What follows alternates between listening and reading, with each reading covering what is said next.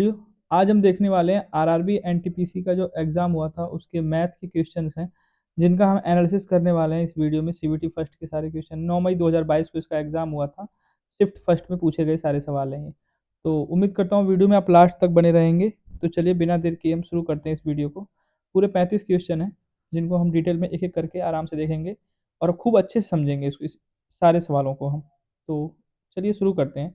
पहला क्वेश्चन है, एक प्लेटफॉर्म पे खड़े एक व्यक्ति को पार करने में 54 किलोमीटर प्रति घंटा की चाल से गतिमान 450 मीटर लंबी रेलगाड़ी द्वारा लिया गया समय कितना होगा। यानी ये बोल रहा है कोई गाड़ी है, उसकी चाल दे रखा है, यहाँ पे चाल दे रखा है कितनी, 54 किलोमीटर प्रति घंटा। ठीक है, उस गाड़ी की लंबाई दे रखा है 450 मीटर और ये पूछ रहा है ये प्लेटफॉर्म पे एक आदमी खड़ा है, वो गाड़ी उसको कितने समय में पार करेगी उस आदमी को। ठीक है, तो हमें पता है किसी व्यक्ति को पार करने में या किसी पोल को या खंबे को पार करने में या किसी पेड़ वगैरह को पार करने में गाड़ी जो दूरी तय करती है वो अपनी लंबाई के बराबर तय करती है। तो जो गाड़ी की लंबाई है यहाँ पे ये यही क्या होगी, दूरी होगी जो गाड़ी द्वारा चली जाएगी उस व्यक्ति को पार करने में। तो यहाँ पे 54 किलोमीटर प्रति घंटा दे रखा है, ये किलोमीटर प्रति घंटा में है और ये मीटर में है। पहले इसका यूनिट जो है सेम करेंगे हम। तो यहाँ पे हम ऑप्शन देख रहे हैं, सारे ऑप्शन हमारे सेकंड में हैं। तो जो किलोमीटर प्रति घंटा है इसी को हम मीटर प्रति सेकंड में बदलेंगे यहाँ पे। तो किलोमीटर प्रति घंटे को बदल सेकंड में मीटर प्रति सेकंड में बदलने के लिए क्या करते हैं हम, उसमें 5/18 से गुणा कर देंगे। तो 18 तिया 54 हो जाएगा, ये कितना हो जाएगा 5 तिया 15 मीटर प्रति सेकंड। तो चाल हमारी आ गई 15 और जो दूरी चलेगी वो गाड़ी वो 450 यानी अपनी लंबाई के बराबर। तो समय निकालना है तो हमें पता है चाल बराबर क्या होता है, दूरी बटे समय। तो समय बराबर क्या होगा, दूरी बटे चाल। तो समय बराबर होगा दूरी बटे चाल। यहाँ पे दूरी कितनी है, तो दूरी है 450, चाल कितनी है 15, डिवाइड करेंगे कितना आएगा 30 सेकंड। यानी जो गाड़ी है उस व्यक्ति को पार करने में कितना समय लेगी, तो 30 सेकंड का समय लेगी। काफ़ी सिंपल सा सवाल था, तो इसका ऑप्शन नंबर डी जो है वो सही होगा। नेक्स्ट क्वेश्चन देखते हैं। नेक्स्ट क्वेश्चन है चक्रवृद्धि ब्याज का सवाल है अगला। बोल रहा है चक्रवृद्धि ब्याज पे एक दो नहीं होगा, यहाँ पे ये दो गलत है, मिसप्रिंट हो गया है। एक निश्चित राशि वार्षिक रूप से संयोजित होने पे 2 वर्ष में 56,180 रुपये और 3 वर्ष में 59,550 रुपये 80 पैसे हो जाती है। तो मूलधन ज्ञात कीजिए। यानी ये पूछ रहा है कि मूलधन क्या होगा। 2 वर्ष में चक्रवृद्धि ब्याज के हिसाब से वो पैसा 56,180 हो जा रहा है और 3 वर्ष में हो जा रहा है 59,550 रुपये 80 पैसे। तो इस सवाल को हम देखते हैं। हमें नहीं पता वो पैसा कितना है, तो हम मान लेते हैं कुछ पैसा रहा होगा, क्वेश्चन मार्क कर लगा देते हैं यहाँ पे। मान लेते हैं कुछ पैसा रहा होगा, ये पैसा 2 वर्ष में हो गया 56,180 और यही पैसा हमारा अगर 3 वर्ष रुक जाता तो कितना हो जाता 59,550 रुपये 80 पैसे। ठीक है, तो चक्रवृद्धि ब्याज है, ब्याज पे ब्याज होती है। अब हम देख पा रहे हैं कि 2 साल में पैसा इतना होता है, 3 साल में इतना होता है, यानी यही वाला जो पैसा है 1 साल में बढ़ के कितना हो गया 59,550 रुपये 80 पैसे हो गया। तो हम डिफरेंस निकाल लेंगे इन दोनों का तो पता चल जाएगा कि 56,180 कितना रुपया बढ़ा है 1 साल में, क्योंकि 1 वर्ष में ही बढ़ रहा है ना ये वाला पैसा। ठीक है, क्योंकि ये जो टोटल ये जो मूलधन है ये 2 साल में हुआ इतना, यही पैसा 3 साल में इतना हुआ, यानी ये वाला जो 56,180 है इसमें कुछ और ब्याज जुड़ी होगी तो इतना हो गया। तो ये देख लेते हैं कितनी ब्याज जुड़ी है इसमें। तो 59,550 रुपये 80 पैसे 56,180 माइनस करेंगे तो ये तो 80 आ जाएगा, ये 0 आ जाएगा, ये आ जाएगा 7, ये 3 यानी 33, 70, 80। यानी 1 साल में वो पैसा कितना बढ़ा है, 1 साल में बढ़ा है 3370 रुपये 80 पैसे। 3370 रुपये 80 पैसे बढ़ा है 1 साल में। अब देखो हम निकालना क्या चाह रहे हैं, हम रेट यानी दर निकालना चाह रहे हैं। अगर हमें दर मिल जाएगी ना तो मूलधन फाइंड करने में बहुत ही आसानी होगी। तो दर पकड़ने के लिए हमने ये माइनस किया, यहाँ पे हमें ये पता चल गया कि 56,180 जो रुपया है वो 1 साल में कितना बढ़ गया 3370 रुपये 80 पैसे बढ़ गया। तो अब हम देखेंगे जो 3370 रुपये 80 पैसा बढ़ा है 56,180 पे, ये 3370 रुपये 80 पैसे 56,180 का कितना परसेंट है, और ये जितना परसेंट होगा यानी उतनी ही परसेंट बढ़ा है। तो ये हमें पता चल जाएगा कि 1% 1 वर्ष में उतना परसेंट बढ़ रहा है, यानी वही ब्याज वही क्या होगी इस सवाल की रेट होगी यानी दर होगी। तो दर पता करेंगे हम। तो दर पता करने के लिए यही 3,370 रुपये 80 पैसे जो आए हैं, ये 56,180 का कितना परसेंट है ये फाइंड कर लेंगे। 100 से गुणा होगा, तो 100 से जब मल्टीपल होगा यहाँ पे तो ये पॉइंट हट जाएगा और ये 100 भी हट जाएगा, क्योंकि 100 से गुणा हुआ तो पॉइंट हट गया। ये जीरो से जीरो कटेगा, ये इससे डिवाइड करेंगे हम, पूरा कितनी बार में जाएगा, 6 बार में जाएगा। यानी जो दर है वो हमारी कितनी आ जाएगी, 6%। यानी हमें ये पता चल गया कि ये जो सवाल है, इस सवाल में जो दर है वो कितनी है, 6% है। अब जब दर हमें पता चल गया तो मूलधन फाइंड कर लेंगे हम। देखो हम मान लेते हैं मूलधन जो था, जो पैसा हमारा था वो कितना था, 100% था। तो 100% जो पैसा था ये एक वर्ष में 6% बढ़ा होगा, तो यानी 100% से 106% हो गया होगा। अब फिर अगले साल, अगले एक वर्ष में इस पे अब 6% लगेगा, तो इस 106 का 6% होता है 6,36। तो 6,36 को जोड़ोगे तो 112,36%। यानी ये कह सकते हो जो 100% रुपए हैं ये 2 वर्ष में, टोटल 2 वर्ष में कितना परसेंट हो गया, 112,3%। और यही पैसा 2 वर्ष में कितना रुपया था, 56,180 था। यानी इनडायरेक्टली हम ये बोलें आपसे कि 112,36% जो है यही 56,180 रुपये के बराबर है। तो यहाँ से हम 100% निकाल लेंगे और वही 100% हमारा क्या होगा, मूलधन होगा। तो 112,36% इतना है, तो 100% निकालने के लिए हम क्या करेंगे, 56,180 बटे में 112,36 गुणे 100, ये सब डिवाइड करेंगे हम एक दूसरे से, तो कितना आएगा लास्ट में, ये आएगा 50,000 रुपये। ठीक है, मैंने पहले ही डिवाइड कर लिया था इसलिए बता रहा हूँ, ये कितना आएगा, 50,000 रुपये। तो ऑप्शन नंबर जो इसका बी है ये सही होगा, 50,000 रुपये। तो अगला क्वेश्चन देखते हैं हम। अगर ये सवाल समझ में नहीं आया हो तो थोड़ा रिप्ले करके देख लेना आप इस वीडियो को। ये है अगला सवाल। एक राशि साधारण ब्याज की निश्चित दर से 10 वर्ष में 75% बढ़ जाती है, समान राशि वार्षिक साधारण ब्याज की दर से 6 वर्ष में कितनी बढ़ जाएगी। ये बोल रहा है कोई राशि है 10 साल में, ठीक है, 10 साल में बढ़ जाती है 75%, तो बोल रहा है 6 साल में कितनी बढ़ जाएगी। तो एक साल में कितनी बढ़ेगी पहले वो निकाल लो। एक एक नियम से लगेगा ये, 75/10% बढ़ेगी एक साल में, ठीक है। 6 वर्ष में कितनी बढ़ेगी, तो 6 से गुणा गुणा कर दो, 75/10 गुणे 6 कितनी परसेंट बढ़ जाएगी। तो ये 5 से काटोगे 2 बार में, 5 दूना 10, ये 15 बार में, ये 2 से काटोगे 3 बार में, यानी 15×3 = 45%। 6 वर्ष में कितना बढ़ जाएगी, 45%। ऑप्शन नंबर बी सही होगा, 45%। नेक्स्ट क्वेश्चन देखते हैं।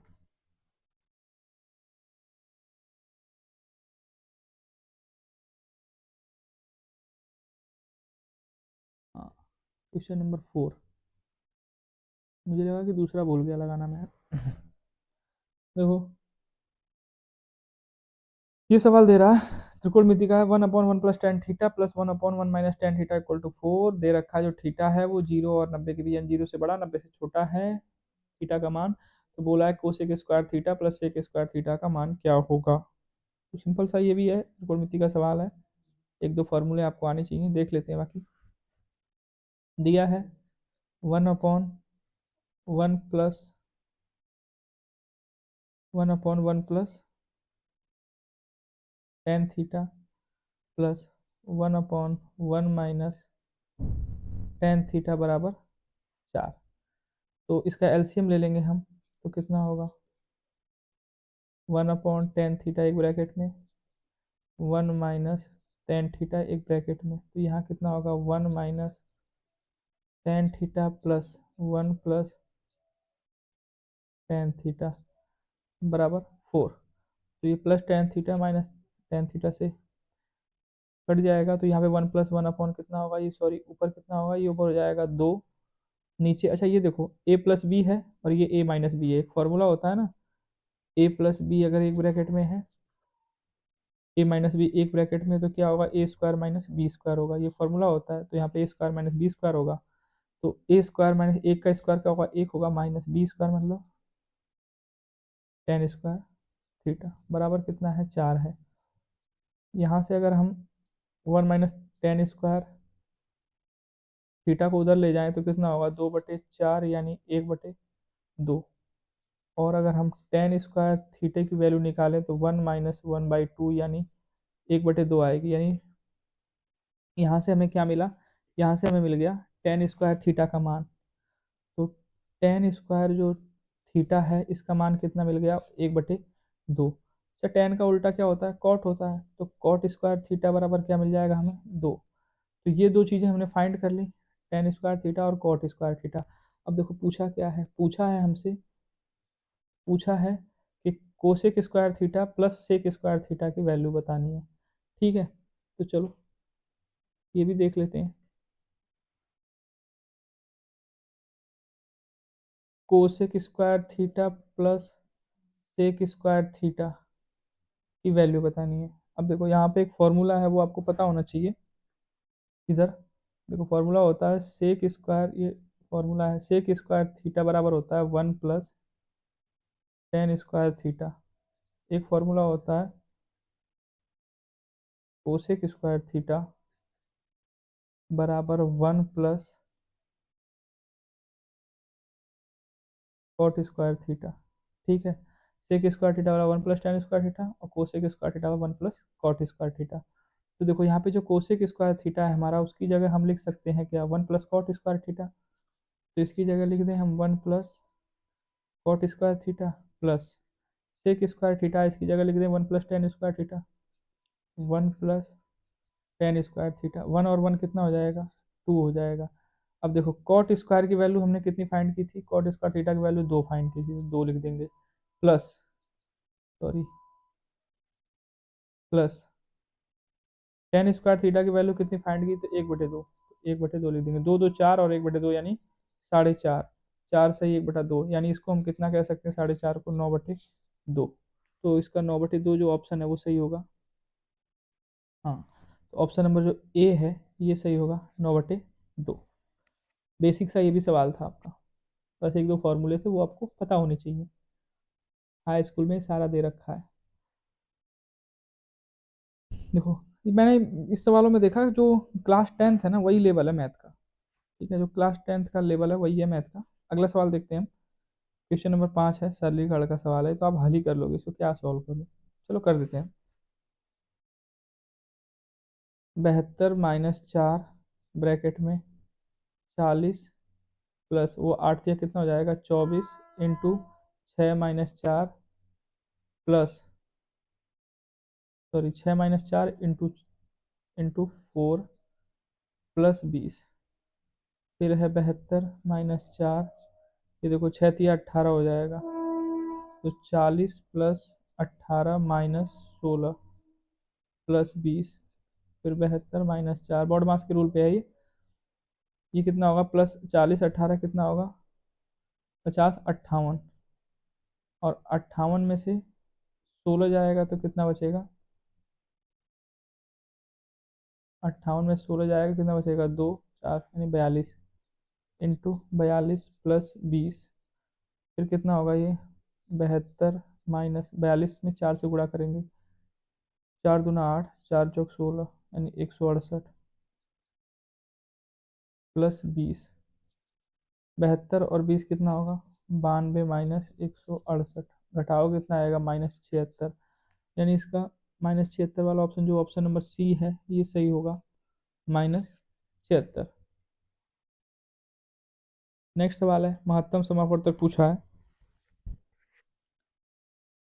दिया है 245 175 385। तो मौसा निकालने के लिए क्या करते हैं, दो जो छोटी छोटी संख्या है उनको पकड़ लो, तो सबसे छोटी कौन सी है, 175 है, उससे बड़ी कौन सी है, 245 है, तो 175 से 245 में भाग दे दो, तो 175 से एक बार में जाएगा, ये 0 हो जाएगा, ये कितना होगा 7। फिर ये 175 क्या करेंगे, यहाँ पे उतार लेंगे, फिर 70 से इसमें भाग देंगे, 7 दूना 14 यानी 70 दूना 140, ये कितना बचेगा 35, फिर इस 70 को यहाँ पे उतार लेंगे, तो 35 दूना 70, यानी ये सारा खत्म हुआ किससे, 35 से, यानी ये कह सकते हो ये 145 और 175 इन दोनों का मौसा क्या है, 35 है। अब इसी 35 से किस में भाग देंगे, 385 में भाग देंगे, अगर भाग चली गई तो समझ लेंगे 35 ही है, यहीं पे भाग दे देते हैं, 35 से भाग दे देते हैं 385 में, तो 35 से कम, 35 3 35 हो जाएगा, 35 से कम 35, तो ये भी चला गया, यानी इन तीनों का मौसा संख्याओं क्या होगा, मौसा 35 ही होगा। ठीक है, तो जो ऑप्शन नंबर ए है सही होगा, यानी 35। ये सारे अभी आसान आसान से सवाल आ रहे हैं। 7वां नंबर सवाल देखते हैं। बोल रहा है एक व्यक्ति किसी निश्चित दूरी को एक निश्चित साल नहीं, साल नहीं होगा ये आपका चाल है। क्या है? निश्चित चाल से तय, ये हाँ नहीं है, तय करता है। यदि वह अपनी चाल में 30% की वृद्धि करता है तो वह उसी दूरी को तय करने में 15 मिनट कम समय लेता है अपनी वास्तविक चाल से यात्रा करते समय दूरी का तय करने में लिया गया समय।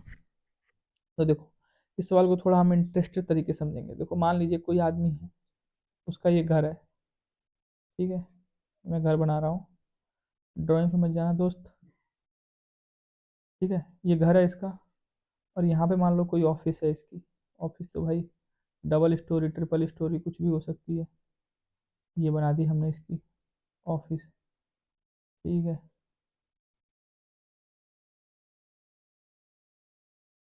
ये इसकी ऑफिस बना दी हमने। इस व्यक्ति को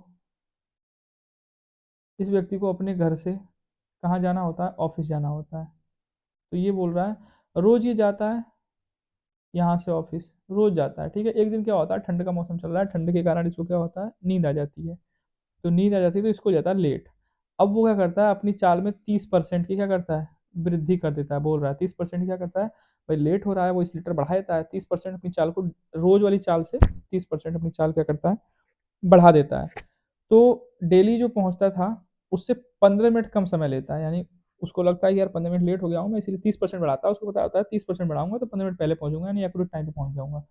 तो 30% अपनी स्पीड बढ़ाता है तो 15 मिनट कम समय लेता है पहुंचने में। तो बोल रहा है वास्तविक चाल से यात्रा करते समय उसे कितना समय लगता, अगर जो डेली जाता था तो कितने टाइम में पहुंचता रहा होगा। तो एक चीज आप देखो यहाँ पे, चलो हम मान लेते हैं डेली जो उसकी चाल थी वो कितनी थी, 10 किलोमीटर प्रति घंटा है, जो भी रही हो, 10 मान लेते हैं, ठीक है। ये डेली वाली चाल है। डेली ये पूछा है उसको रोज समय कितना लगता था पहुंचने में, ठीक है ना, निश्चित चाल से। तो समय हम मान लेते हैं कितना लगता था उसको, टी लगता था, टी फॉर टाइम समय लगता था।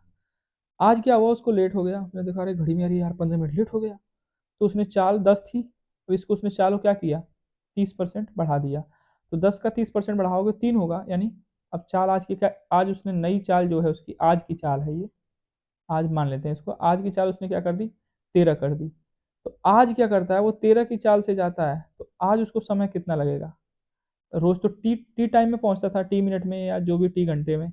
आज आज रोज से क्या करेगा, वो 15 मिनट पहले पहुंच जाएगा, यानी टी माइनस 15, 15 कम कर दोगे ना, टी माइनस 15 घंटा मिनट जो भी है इतने समय में पहुंच जाएगा। इतनी बात समझ में आई, ठीक है। तो अब आप एक चीज देखो, इसमें एक चीज क्या कॉमन है, आप मुझे ये बताओ इस सवाल में, ऐसी ऐसा कौन सा फैक्टर है जो बदलेगा नहीं दोनों शर्तों में। देखो शर्त दो है, ये रोज वाली शर्त है, ये आज वाली शर्त है। तो रोज की शर्त आपने देख ली, 10 की स्पीड से जा रहा था, टी टाइम ले रहा था, आज 13 की स्पीड से जा रहा है, टी माइनस 15 समय ले रहा है। तो आप ये बताओ इन दोनों कंडीशन में ऐसी कौन सी चीज़ है जो बदल नहीं रही, क्या चाल नहीं बदल रही, तो चाल तो वो लोग बदल रही है, 10 थी आज 13 कर दी, 30% बढ़ा दी। क्या समय नहीं बदल रहा, समय बोलोगे समय बदल रहा है, रोज टी लगता था आज टी माइनस 15 लग रहा है। तो क्या नहीं बदल रहा, देखो भैया बदल नहीं रहा उसके घर से और उसके ऑफिस के बीच की दूरी, दूरी नहीं बदल रही, दूरी वही है। अरे रोज जाता था तब भी वही दूरी है, आज 15 मिनट लेट उठा तब भी आज वही दूरी है, जो भी 10 साल बाद 20 साल बाद जो भी होगा दूरी तो वही है ना। तो दूरी नहीं बदल रहा। तो एक काम करेंगे, पहली वाली कंडीशन में भी हम दूरी फाइंड करेंगे और दूसरी वाली कंडीशन में भी दूरी फाइंड करेंगे, दोनों इक्वेशन को आपस में बराबर कर देंगे, आपका आंसर मिल जाएगा। तो चलो पहले वाले में यही दूरी निकाल लें। तो दूरी बराबर क्या होगा, चाल बराबर दूरी बटे समय। तो दूरी बराबर चाल गुणे समय, तो चाल कितनी है 10 है, समय कितना है टी है, यानी रोज रोज के हिसाब से हमारी दूरी कितनी आ गई टी, और आज की हमारी दूरी कितनी आ गई, तो चाल गुणे समय, आज चाल है 13, समय कितना है टी माइनस 15। तो थोड़ा सॉल्व कर लें इसको, तो ये हो जाएगा 13 टी माइनस 13 से 15 में गुणा करेंगे, 13 पचे 65, 13 एकम 13 और 6 19, यानी आज के हिसाब से हमारी दूरी कितनी आएगी 13 टी माइनस 195। तो दूरी तो आपकी बराबर है ना, दूरी तो बराबर ही होगी, तो यानी 10 टी किसके बराबर होगा, कितने के बराबर होगा। तो यहाँ पे इसको हम सॉल्व करते हैं, 10 टी किसके बराबर होगा, 13 टी माइनस 195, ठीक है ना। दूरी दोनों आपस में बराबर होगी। तो 13 टी है, ये 10 टी इधर आएगा तो कितना होगा, 3 टी हो जाएगा, ये 195 माइनस से उधर जाएगा तो प्लस हो जाएगा। तो 3 से डिवाइड करोगे, 3 छक्का 18, 3 पचे 15, यानी टी की वैल्यू कितनी आ गई 65। तो मिनट ही आएगी ना, तो 65 तो मिनट होता नहीं है, घंटा होता है, यानी 60 मिनट का मतलब 1 घंटा और 5 मिनट, 1 घंटा 5 मिनट। यानी जो समय लगता था टी जो है, यही तो टी हमने माना है समय, रोज समय उसको कितना लगता था 1 घंटा 5 मिनट। तो 1 घंटा 5 मिनट, ऑप्शन नंबर सी आपका सही होगा। ना समझ में आए भाई फिर से देख लेना, ठीक है। इसको अगला क्वेश्चन हम देखते हैं।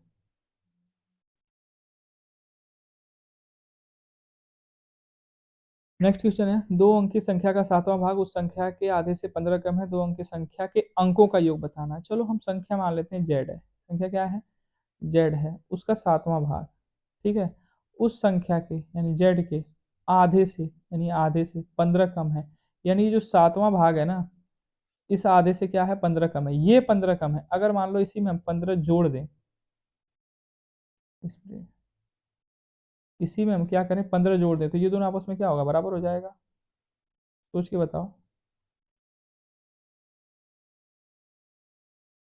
देखो बोल रहा है किसी संख्या का सातवां भाग, यानी जेड माने संख्या मान ली हमने, उसका सातवां भाग जेड बटे 7 हो जाएगा, उसी संख्या के आधे से, यानी जेड संख्या है उसी संख्या का आधा, यानी 1/2 जेड बटे 2।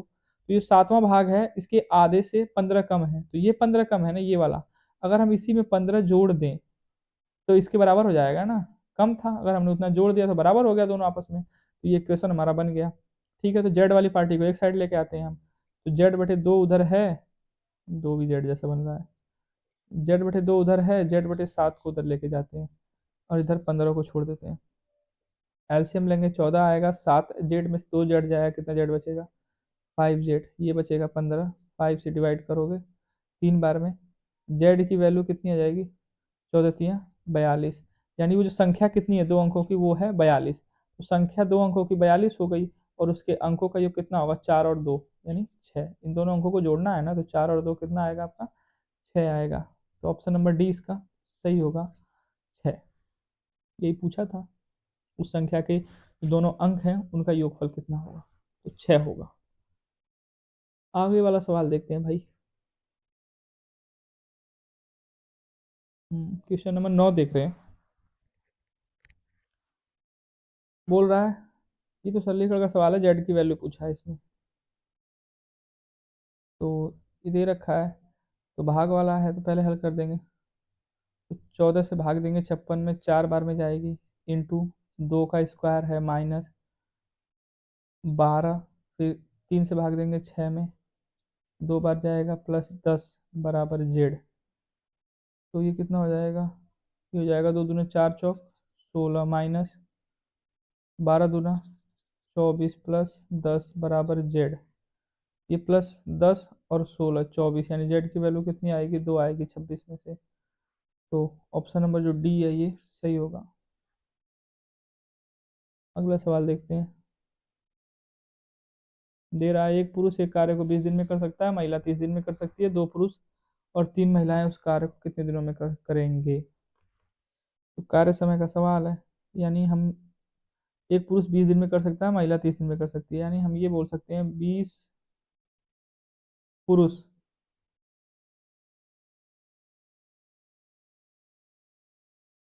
30 महिलाओं के बराबर हैं, तो एक पुरुष यानी एक मेल 30/20 फीमेल के बराबर होगा, 30/20 मतलब 3/2 फीमेल के बराबर होगा, यानी एक मेल 3/2 फीमेल के बराबर होगा, जहाँ एक मेल होगा वहाँ पे 3/2 रख देंगे। तो बोल रहा है 2 पुरुष और 3 महिलाएं, तो 2 पुरुष और 3 महिलाएं, यानी और का मतलब प्लस होता है, ठीक है ना, 3 महिलाएं, तो 2 पुरुष की जगह हम, एक पुरुष 3/2 के बराबर है, तो 2 पुरुष कितने के बराबर होगा 2 × 3/2 प्लस 3 महिलाएं, यहाँ ये भी महिला में बदल गया ये भी महिला में बदल गया, तो यानी 3 + 3 यानी 2 पुरुष और 3 महिलाएं, टोटल कितनी महिलाओं के बराबर होंगे 6 महिलाओं के बराबर होंगे, ये तो हमने फाइंड कर लिया। अब इसको M1D1 पे आप पुटअप कर दो, आ जाएगा आपका। देखो M1D1 पे इसको रख दो, तो एक महिला कितने दिन में काम कर सकती थी 30 दिन में, तो बोल रहा है 6 महिलाएं कितने दिन में काम करेंगी, यानी D2 पूछ रहा है, तो 6 बचे 30 यानी 5 दिन में काम करेंगे। तो ये ऑप्शन नंबर जो इसका बी है ये सही होगा। ये भी आसान सही था। इसमें y की वैल्यू निकालनी है भाई, ये भी वही है। y क्या है 10.2/0.17। 100 से गुणा करोगे तो कितना होगा ये 10 20, नीचे हो जाएगा 17। 17 छक्का 102, वो जीरो है तो 60 हो जाएगा। y की वैल्यू कितनी आ जाएगी 60। सही है, तो y की वैल्यू 60 आ जाएगी। ऑप्शन नंबर 20 का सही होगा। ये दे रखा है वृत्त की परिधि 308 मीटर है, क्षेत्रफल क्या होगा। चलो भैया रेडियस निकाल लो यहाँ से भी। वृत्त की परिधि, परिधि क्या होती है 2 पाई आर। वृत्त की परिधि क्या होती है 2 पाई आर। तो वृत्त की परिधि कितनी है 308 मीटर है। 308 मीटर है, तो आर का वैल्यू कितना हो जाएगा 308 बटे में 2 पाई। पाई का मान 22/7, तो 7 ऊपर चला जाएगा। तो यहाँ से 22 से कटेगा ये, हाँ 22 से कम 22, 8 30 88, 22 चौक 88, 2 सत्ते 14 यानी 7 सत्ते 49। आर की वैल्यू कितनी आ गई 49 मीटर। तो रेडियस हमें त्रिज्या कितनी आ गई 49। अब क्षेत्रफल पूछा है तो क्षेत्रफल में बताया पाई आर स्क्वायर होता है। पाई का मान 22/7, आर स्क्वायर कितना है 49 × 49, तो 7 से डिवाइड हो जाएगा। तो 22 सत्ते कितना होगा 7 दूना 14, 7 दूना 14 और एक 15 × 49, यानी 154 में 49 से गुणा कर लो वही आंसर आएगा। 154 49, 9 चौक 36, 9 पचे 45 और 3 48, 9 1 कम 9 4 13, ये 4 चौक 16, 4 पचे 20 और एक 21, 4 1 कम 4 और 2 6। तो कितना आ गया 6 8 6 14, 3 1 4 1 5, 6 और एक 7 यानी 75 46। क्षेत्रफल कितना जाएगा आपका 7546 वर्ग मीटर। तो 7546 वर्ग मीटर किसमें दे रखा है ऑप्शन नंबर बी में दे रखा है, यही सही होगा। नेक्स्ट क्वेश्चन है, बोला राम एक वस्तु के अंकित मूल्य पर 10% की छूट देता है, फिर उसे 12.5% का लाभ होता है। यदि वो वस्तु को अंकित मूल्य पे बेचे तो राम को कितना लाभ होगा। देखो सवाल में ये बोल रहा है कि कोई वस्तु है, राम ने उसका अंकित मूल्य कुछ रखा है, हम मान लेते हैं उसका अंकित जो मूल्य है वो है 100%। ठीक है, अब इसने इस पे क्या किया, राम ने 10% की छूट दी। बात को समझो, जैसे मान लो उसकी कपड़े की दुकान है राम की, ठीक है, वो खरीद के लाया कुछ पैसों में, कोई पैंट है या शर्ट है, मान लीजिए कोई शर्ट है, वो खरीद के लाया कुछ पैसों में। उसने अपने यहाँ पे लाके एक लेबल लगा दिया उस पे, उस लेवल पे उसने 100% का लेवल लगा दिया। परसेंटेज में हम बात करते हैं क्योंकि हमें रेट एक फिक्स रेट पता नहीं है। तो हमने मान लिया उसने 100% का रेट लगा दिया। अब आप उसके दुकान पे जाओगे, बोलोगे शर्ट कितने की है, वो बोलेगा लेवल पे देख लो। तो आप देखोगे तो भाई जो उस पे लेवल लगा हुआ है उस पे तो 100% लिखा है। तो आप बोलोगे कि भाई तो 100% लिखा है, तो वो बोलेगा हाँ 10% हम इसको आपको क्या करेंगे, इस पे छूट देंगे। तो 10% की छूट देंगे, यानी कितने में आपको खरीदनी पड़ेगी, वो 90% में खरीदनी पड़ेगी। तो आप 90% में उसे ले लेते हो। तो ये बोल रहा है कि जब 10% की छूट देने के बाद, यानी जब 90% में आप ले रहे हो, फिर भी उसको 12% का लाभ हो रहा है। यहाँ पे लिखा है फिर भी उसको क्या हो रहा है 10% की छूट दे रहा है आपको अंकित मूल्य पे, फिर भी उसको 12.5% का लाभ हो रहा है। तो ये बोल रहा है अगर मान लो ये भी छूट नहीं देता, ये तो 10% जो छूट दे रहा है ये भी छूट नहीं देता, यानी आपको 100% बेचता, तो उसे कितना लाभ होता। बात समझ पा रहे हो।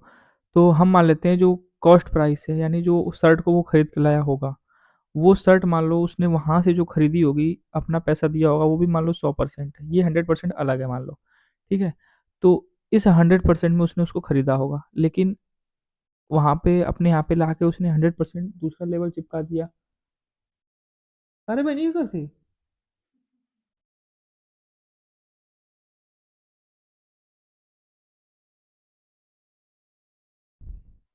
तो 100% पे लाके मान लो उसने लेबल लगा दिया अंकित मूल्य का, फिर 10% की छूट दी, 90% बेच रहा है। तो फिर 90% बेच रहा है, लेकिन ये जो 100% है इस पे उसको क्या हो रहा है 12.5% का लाभ हो रहा है, यानी 112.5% रुपये मिल रहे हैं। यानी हम कह सकते हैं ये जो 90% है ना, ये 112.5% के बराबर है सीपी के। तो जब अंकित मूल्य का 90% कॉस्ट प्राइस के 112% के 0.5% के बराबर है, तो अंकित मूल्य जो 100% है, ये कितने के बराबर होगा? तो 90% 112.5% के बराबर है, तो 100% होगा 112.5 बटे में 90 इंटू 100। तो ये जो वाला जो पॉइंट है ये हट जाएगा, तो एक जीरो कट जाएगा, फिर इससे ये जीरो कट जाएगा, फिर 9 से इसको डिवाइड करेंगे तो कितनी बार में जाएगा? 9 एकम 9 और 2 22, 9 दूना 18, 9 पचे 45, यानी जो 100% है अंकित मूल्य वाला, ये सीपी का 125% के बराबर होगा। तो यानी जो अंकित मूल्य है ये 100%, ये सीपी के 125% के बराबर है। यानी सीपी तो है 100% आपका यहाँ पे, लेकिन उसके 125% के बराबर है, यानी 25% एक्स्ट्रा है। तो ये कह सकते हो जो अंकित मूल्य है, अगर इतने में उसको बेचता तो उसको कितने का लाभ होता? 25% का लाभ होता। तो यहाँ पे जो ऑप्शन नंबर बी दे रखा है ये सही होगा, यानी 25% का लाभ होता अगर वो 10% छूट वो भी नहीं देता तो। अगला क्वेश्चन देखते हैं। ये है औसत का सवाल है। 30 संख्याओं का औसत 55 है और 15 संख्याओं का औसत 51 है, अंतिम 12 संख्याओं का औसत 56 है, 68, 74 और शेष जो 3 संख्याएं बच रही हैं उनका औसत कितना होगा? तो हमें पता है औसत बराबर क्या होता है। औसत का फॉर्मूला होता है योगफल बटे में संख्या। ठीक है, तो डायरेक्ट हम योगफल निकालते हैं। तो योगफल बराबर क्या? औसत गुणे संख्या। जो 30 संख्याओं का योगफल है, योग कितनी संख्याओं का? 30 संख्याओं का। जो 30 संख्याएं हैं इनका औसत कितना है? 55 है। तो योगफल कितना होगा? औसत में संख्या से गुणा हो जाएगी, यानी 30 गुणे 55। तो ये कितना होगा? 0, 3 पच्चे 15, 3 पच्चे 15 और एक 16, यानी 30 संख्याएं जो हैं उनका योगफल करोगे तो कितना आएगा? 1650। अब बोल रहा है उनमें से पहली जो 15 संख्याएं हैं उनका औसत 51 है। तो जो पहली 15 संख्याएं हैं उनका योगफल देख लेते हैं क्या होगा। तो 51 गुणे 15 गुणा करेंगे तो 15 एकम 15, 15 पचे 75 और एक 76, यानी 765। तो पहली जो 15 संख्याएं हैं उनका योगफल आ गया 765। बोल रहा है अंतिम 12 संख्याओं का औसत 56 है, तो इनका भी योगफल दिखा लेते हैं। 12 संख्याओं का योगफल 56 है, तो 12 गुणे 56, तो 12 छः 72, 12 पचे 60 और 7 67, यानी 672 होगा। तो टोटल जो 30 संख्याएं हैं उनको जोड़ोगे तो कितना होगा? 1650। और 15 संख्याओं को जोड़ोगे, उनमें से जो 15 संख्याएं हैं पहली जो 15 संख्या शुरू की हैं उनको जोड़ोगे तो 765 होगा। उसके बाद जो 12 संख्याएं उनको जोड़ोगे तो 672 होगा। तो ये टोटल कितनी संख्याएं हो गई? 15 और 12 27, यानी 30 में से जो 27 संख्याएं हैं वो ये हैं। तो इन दोनों का योगफल कितना होगा? 5 2 7, 6 और 7 13 और 7 7 14, यानी जो 27 संख्याएं हैं, 30 में से जो 27 संख्याएं हैं उनका योगफल कितना है? 1437 है। तो जो बची 3 संख्याएं हैं, शेष जो 3 संख्याएं बच रही हैं उनका योगफल कितना होगा वो भी निकाल लेते हैं हम। तो जो शेष 3 संख्याएं बच रही हैं, शेष 3 संख्याओं का योगफल कितना होगा? 30 संख्याओं का योगफल है 1650 और जो 27 संख्याएं हैं उनका है 1437। तो इसको माइनस कर देंगे तो कितना होगा? ये 10 में से 7 जाएगा 3, और ये 4 में से 3 1, 6 में से 4 जाएगा 2, यानी 213 होगा। जो शेष 3 संख्याएं बची हैं उनका योगफल कितना होगा? 213 होगा। देखो पूछा क्या है। अब ये पूछ रहा है कि एक संख्या दे रखा है यहाँ पे 68, एक 74, और जो शेष 3 संख्याएं बची हैं वो उनका औसत कितना होगा? यानी 5 संख्याएं हो गई टोटल, 3 जो बची हैं वो, और एक 68 और एक 74। तो इन पांचों का योगफल कितना होगा? सॉरी, औसत कितना होगा? तो औसत निकालने के लिए हमें क्या करना होगा? योगफल करना होगा। तो 68 है एक संख्या 74 है, एक 68 है और एक, हाँ, एक 68 है और एक कितनी है? 74 है। तो और जो शेष 3 संख्या है उनका योगफल कितना है? वो 213 है। तो इनको जोड़ देंगे तो टोटल संख्या कितनी हो जाएंगी? 5 हो जाएंगे, 2 तो ये और 3 वो। तो अब इनको जोड़ेंगे कितना होगा? 4 3 7 7 14 और एक 15, एक और एक 2 7 9 6 15, 2 और एक 3, फिर 5 से इसको डिवाइड करेंगे, 5 सत्ते 35, 5 एक 5, यानी जो 68, 74 और 213 जो शेष 3 संख्याएँ हैं उनका जो औसत आएगा वो कितना आएगा 71 यानी 71 आएगा। तो जो ऑप्शन नंबर ए दे रखा है ये आपका सही होगा 71। अगला क्वेश्चन देखते हैं हम।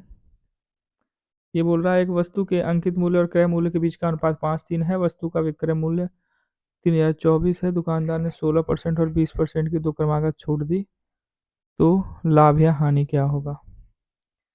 चलो भाई देखते हैं। अंकित मूल्य, ठीक, और क्रय मूल्य, इन दोनों के बीच का अनुपात है 5 और 3। और वस्तु का विक्रय मूल्य दे रखा है, यानी वस्तु को बेच कितने में रहा है? वस्तु का विक्रय मूल्य दे रखा है 3024 रुपये, ये रुपये में दे रखा है, यानी वस्तु बेच रहा है 3024 रुपये में, ठीक है। तो अंकित मूल्य 5 और 3 का क्रय, अंकित और क्रय मूल्य का अनुपात 5:3। अब बोल रहा है दुकानदार ने जो अंकित मूल्य रहा होगा उस पर 16% और 20% की दो क्रमागत छूटें दी थी। तो चलो ये अनुपात है, इसको हम संख्या में बदलेंगे तो क्या करेंगे, किसी चर राशि से गुणा कर देंगे, तो x से हमने गुणा कर दिया तो 5x 3x हो गया, यानी क्रय मूल्य 3x और अंकित मूल्य कितना रहा होगा 5x। तो x की वैल्यू निकाल लेंगे हम। अब देखो अंकित मूल्य 5x रहा होगा, अब इस पे उसने पहले 16% की छूट दी, तो 16% की छूट देगा तो 100% होता है कोई चीज़, उसमें से जब 16% की छूट देगा तो कितने परसेंट में बेचा होगा, तो 100 में से 16 निकालोगे तो 80 और 4 कितना आएगा 84, यानी 84% बटे में 100। फिर 20% की छूट दिया होगा तो यानी 80% बेचा होगा बटे में 100। तो ये उसकी टोटल क्या है, छूट है। ये उसने छूट दी यानी इतने में उसने बेचा है, और ये सारा दाम कितने के बराबर आया है, तो ये आया है आपका 3024 रुपये के बराबर आया, यानी यही तो विक्रय मूल्य है। तो यहाँ पे इसको हम डिवाइड करेंगे, जीरो से जीरो, 4 से जाएगा 2 बार में, 4 से ये 25 बार में, इसको 5 से डिवाइड करेंगे, ये 5 बार में जाएगा, इसको हम 2 से डिवाइड करें, 2 चौक 8, 2 दूनी 4, ये 2 से 2 पचे 10। अच्छा 2 से अगर हम इसको डिवाइड करते हैं, 2 से 15 और ये 2, फिर 7 से इसको 7 छक 42, 7 दूना 14, 1 11, 7 एकम 7, 7 छक 42, 216 आएगा। फिर इसको 6 से डिवाइड करो, 6 दूना 12, 6 तियाँ 18, 3 36, 6 छक 36, यानी एक्स की जो वैल्यू आएगी यहाँ पे, एक्स की जो वैल्यू आएगी 25 इंटू 36 आएगी, कितनी आएगी 25 इंटू 36, क्योंकि 5 पचे 25 ही हो जाएगा, उधर जाएगा गुड़ा हो जाएगा, और उधर 36 है, तो एक्स की वैल्यू कितनी आ गई 25 गुड़े 36।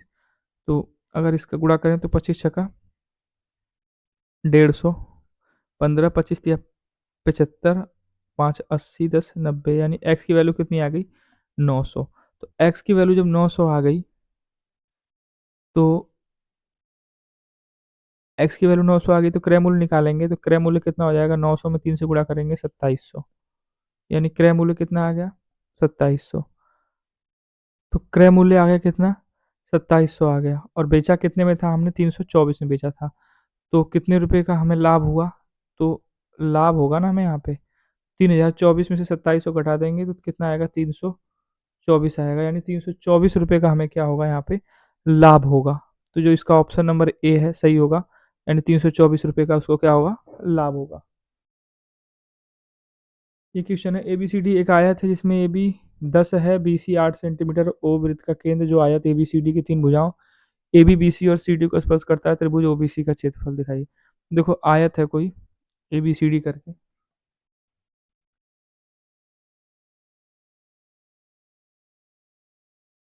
98 हो जाती है।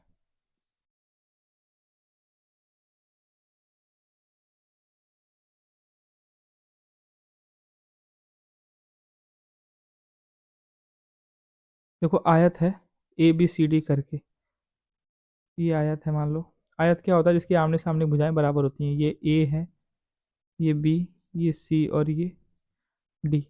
इसमें ए बी बराबर 10 सेंटीमीटर, तो ए बी आपका क्या है 10 सेंटीमीटर, तो ये भी कितना होगा 10 सेंटीमीटर।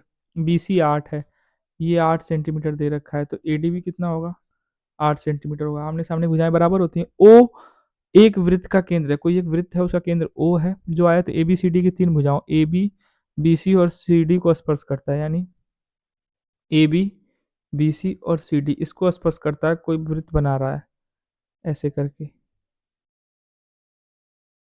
ऐसे मान लो कोई वृत्त बन रहा है, इसका केंद्र क्या है ओ है, इसका केंद्र ओ है, तो ए भी बी सी और सी डी को स्पर्श करता है। त्रिभुज ओ बी सी का क्षेत्रफल, ओ बी सी यानी ओ से बी और इससे सी को मिलाता है, तो बोल रहा है इस ओ बी सी का क्षेत्रफल निकालना है, यानी त्रिभुज ओ बी सी ये वाला जो एरिया है ये निकालना है आपको। तो अरे इतना अच्छा बना रखा था वो मिट गया यार। चलो आप समझ लेना, ठीक है।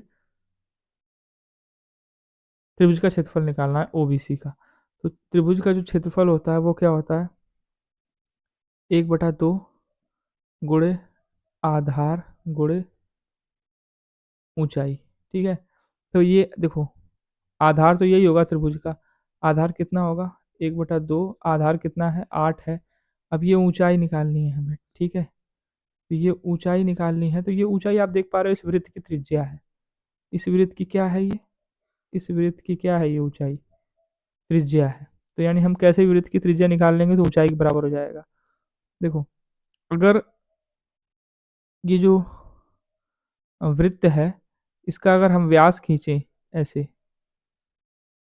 जो केंद्र से होकर जाता है व्यास होता है ना, अगर हम व्यास खींचें जो केंद्र से होकर जा रहा है तो इसके पैरेलल होगा ये व्यास इसका, तो इसके पैरेलल होगा, यानी ये 8 है तो ये भी क्या होगा 8 होगा।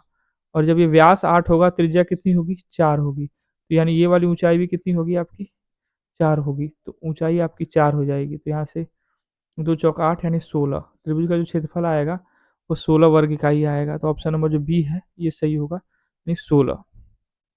अगला क्वेश्चन देखते हैं। दे रखा है एक खोखले गोले की बाहरी त्रिज्या 9 सेंटीमीटर है, गोले की मोटाई 1 सेंटीमीटर है, गोले के लिए प्रयुक्त धातु का आयतन ज्ञात कीजिए। देखो कोई खोखला गोला है, ठीक है, कोई खोखला गोला बना दिया। अब इसकी बाहरी त्रिज्या 9 सेंटीमीटर है, यानी ये किसी धातु का बना है, ठीक है, थोड़ा सा मोटा है, थोड़ा सा मोटा है बस, ऐसे करके सेम नहीं हो पा रहा, ठीक है। ये बीच में धातु कोई भरी है, ये कोई धातु भरी है इसके बीच में,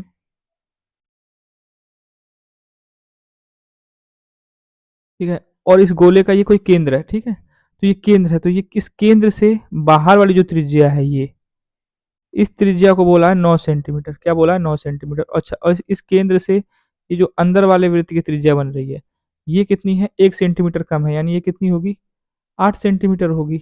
तो ये पूछा है कि जो ये धातु भरी हुई है ना इस धातु का आयतन बताओ। तो आप एक चीज बताओ, पूरे गोले का आयतन निकाल लो, जो बड़ा वाला बड़ी वाली जो त्रिज्या परिधि है इसका पहले आयतन निकाल लो, बाहर बाहर जो ये बाहर सॉरी बाहर वाला जो हो रहा है इसका आयतन निकाल लो।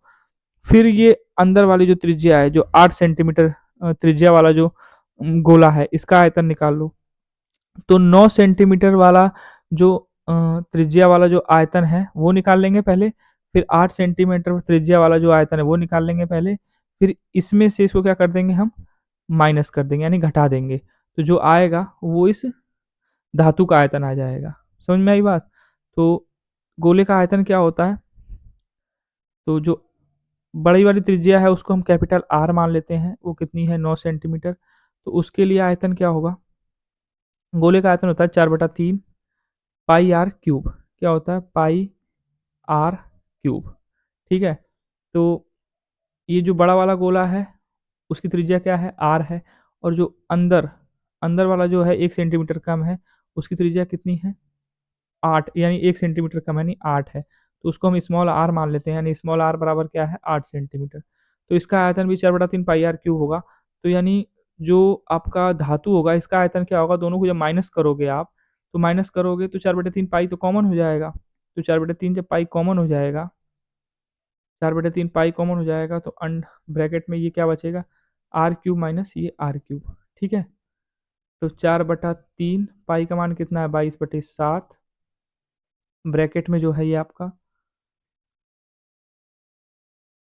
कैपिटल आर जो है ये कितना है, 9 का क्यूब होगा, 9×9 = 81, 81 और 9 से गुणा करें कितना आएगा, 729, और 8, 8×4 = 8×4 = 32 यानी 512।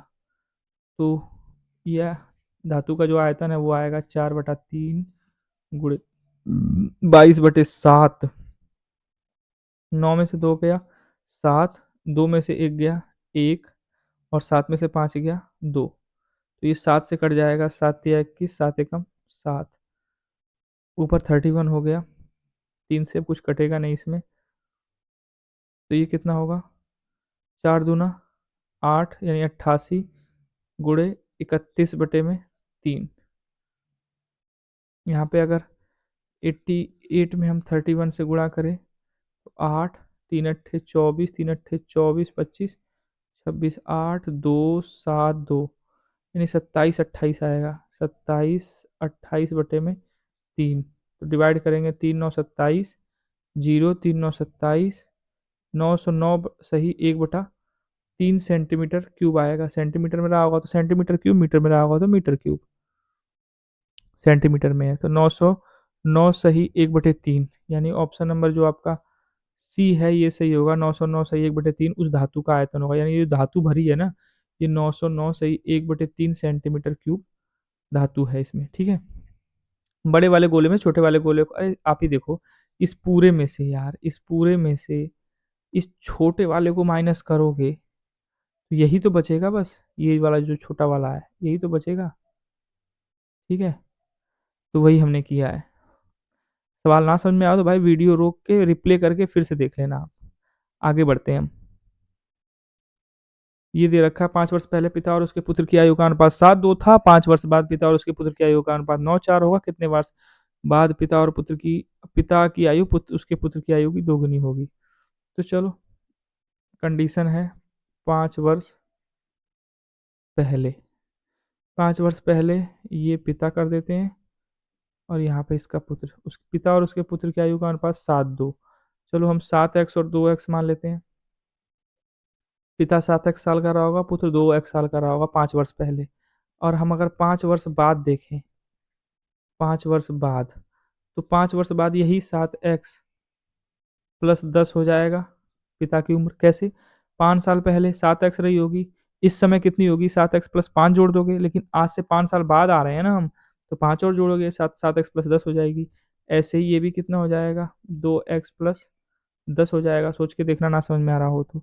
ये 5 वर्ष बाद हमने निकाल ली, ठीक है ना। लेकिन यहाँ पे दे रखा है सवाल में कि 5 वर्ष बाद, देखो यहाँ पे दे रखा है 5 वर्ष बाद पिता और उसके पुत्र की जो आयु का अनुपात है वो कितना होगा, 9:4 होगा। यानी ये जो दोनों अनुपात है ये कितना है, 9:4 के बराबर है। तो ये बोल रहा है कितने वर्ष बाद पिता की आयु उसके पुत्र की आयु की दोगुनी हो जाएगी, यानी पिता की आयु दुगनी हो जाएगी किसके, पुत्र की आयु की। तो चलो यही सब समीकरण बनेगा हमारा, 7x + 10, 7x + 10 2x + 10 = 9/4। तो 4 से गुणा करेंगे, 4×7 = 28x + 40 बराबर 18x + 90। तो 18x माइनस होगा तो कितना होगा, 10x, ये 40 इधर जाएगा, 50 10 से डिवाइड होगा 5 बार में, यानी x की वैल्यू कितनी आ गई, 5। तो देखो x की वैल्यू 5 आ गई ना, तो यानी 5 साल पहले, 5×2 = 10 और 5×7 = 35। 5 साल पहले पिता 35 साल का रहा होगा, पुत्र कितने साल का रहा होगा, 10 साल का रहा होगा। तो वर्तमान में पिता के 5 साल पहले 35 साल का, तो वर्तमान में पिता कितने का होगा, 40 साल का। और वर्तमान में पुत्र कितने साल का होगा, तो अभी 5 साल पहले 10 साल का था, तो अभी कितने का होगा वर्तमान में, 15 साल का। अब ये बोल रहा है कि कितने वर्ष बाद पिता की आयु पुत्र की आयु की दोगुनी हो जाएगी, तो दोगुनी हो जाएगी। तो चाहो तो इसको ऑप्शन से भी लगा सकते हो आप, या फिर ऐसे इक्वेशन बना के लगा सकते हो। देखो, पिता 40 साल का है, 15 साल का है, तो यहाँ पे भी लिख लेते हैं ऑप्शन के सामने। जो फादर है वो 40, और जो सन है उनका वो कितना है, वो 15 साल है। सन है आपका 15 साल का। तो देखो 8 साल बाद 48 हो जाएगी, ये 8 साल बाद 23 होगा, तो दुगना होगा नहीं। ये 42 52 हो जाएगा, और ये 27, ये भी दुगना नहीं होगा, ये 9 तभी नहीं होगा। 10 साल बाद, हाँ देखो 10 साल बाद क्या होगा, 10 सही होगा इसका। 10 साल बाद क्या होगा, फादर हो जाएगा 50 साल का, और सन हो जाएगा 25 साल का। तो देखो 25 दूना 50, यानी फादर हो गया ना दुगना। तो ऑप्शन नंबर डी इसका सही होगा। वैसे इक्वेशन से लगाना हो तो इक्वेशन से भी आप लगा सकते हो। तो ऑप्शन नंबर डी इसका जो है वो सही होगा। बढ़ते हैं अगले क्वेश्चन की तरफ हम धीरे से। ये दे रखा है, सरलीकरण का सवाल है। व्यंजक को सरल कीजिए। 12 - 6 भागे 2 प्लस 4 बटे में 3 का स्क्वायर 9 गुणे 3 -7 प्लस 6। ठीक है, तो ये हो जाएगा 12, भाग दोगे तो 2 तिया 6 प्लस 4, बॉड मास वाला रूल है। फिर यहाँ पे 9 तिया 27 -7 प्लस 6, तो 12 प्लस है, ये भी 4, 12 4 16, 16 में से 3 जाएगा कितना बचेगा 13। ये प्लस 27 है, और ये 6 है, 27 3 33, कितना होगा 26 होगा। तो ये कितना आएगा 13/26, यानी 1/2। तो जो इसका ऑप्शन नंबर ए है वो सही होगा, 1/2।